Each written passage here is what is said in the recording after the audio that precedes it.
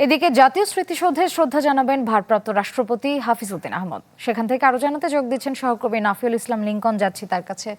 Lincoln, জাতীয় স্মৃতিসৌধে কি কি আয়োজন রাখা হয়েছে, কখন নাগাদ পৌঁছাবেন ভারপ্রাপ্ত রাষ্ট্রপতি, বিস্তারিত জানাবেন। AKS অর্জন করল গিনেস ওয়ার্ল্ড রেকর্ডস। AKS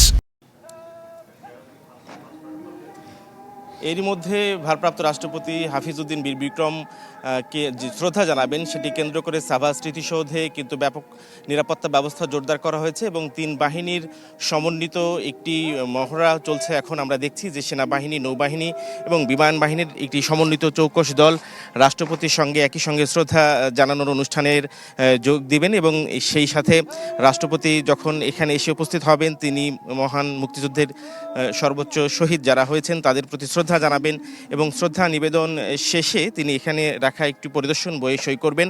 এই মূলত আনুষ্ঠানিকতা, সেটির মহড়া চলছে। রাষ্ট্রপতির আসার কথা রয়েছে 11:30 নাগাদ এবং এখনও প্রায় আধা ঘন্টা বাকি রয়েছে এবং রাষ্ট্রপতি আসার পরে আমরা জানি যে এই আনুষ্ঠানিকতাটা রাষ্ট্রের সর্বোচ্চ পদের, অর্থাৎ রাষ্ট্রপতি যেহেতু রাষ্ট্রের সাংবিধানিক সর্বোচ্চ পোস্টধারী ব্যক্তি এবং তাকে ঘিরেই কিন্তু এই শ্রদ্ধা নিবেদন কর্মসূচি। আমরা জানি রাষ্ট্রের সর্বোচ্চ যে কোনো পদাধিকার ব্যক্তিরা রাষ্ট্রের গুরুত্বপূর্ণ এই সময়গুলোতে যখন পদ গ্রহণ করেন তখন তিনি রাষ্ট্রের সর্বোচ্চ জায়গায় শ্রদ্ধা জানান।